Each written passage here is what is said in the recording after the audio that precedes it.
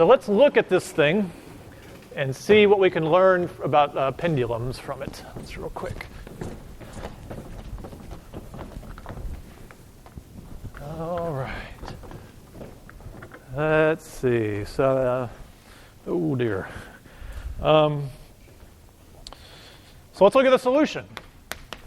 Here's another thing about physicists. Physicists are lazy, okay?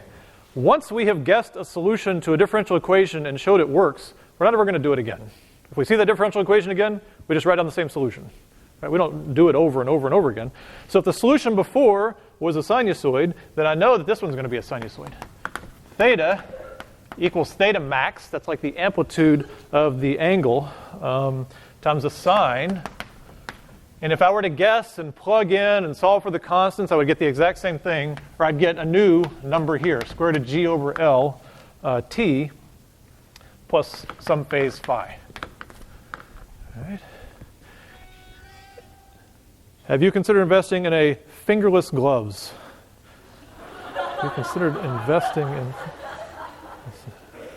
I don't get it. Do they keep your hands warm? But it's my fingers that are cold. I don't know.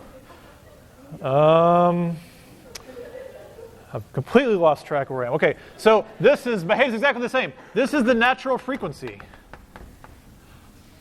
I should invest in finger cots, which are little things that only go on your finger, if you've ever seen those in a lab before.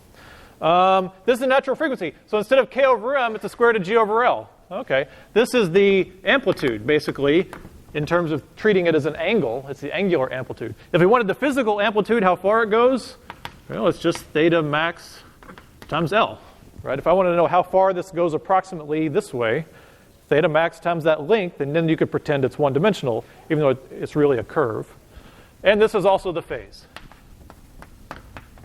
And again, this is set by properties of the system, the gravity and the length, and these are free. They depend on the initial conditions, right? I can make it go with a big amplitude if I hold it out here, or I can make it go with a small amplitude if I just hold it here.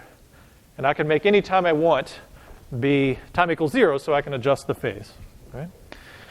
So let's see. So the interesting thing about the pendulum is that the natural frequency doesn't depend on the mass, okay? Let's see. So I've got the time. Does anybody want to be the timer today? I can do it. Anyone? Time? Here, you time. Okay, what we're going to do is we're going to measure how long does it take to do one period of the pendulum. Here we go. I'm going to try not to hit anything. You ready? Go. And stop. What is it? You can read it. 5.5 seconds. I knew that's what it would be because I did this before. Now, if we change the mass, so I'm going to put this thing on here.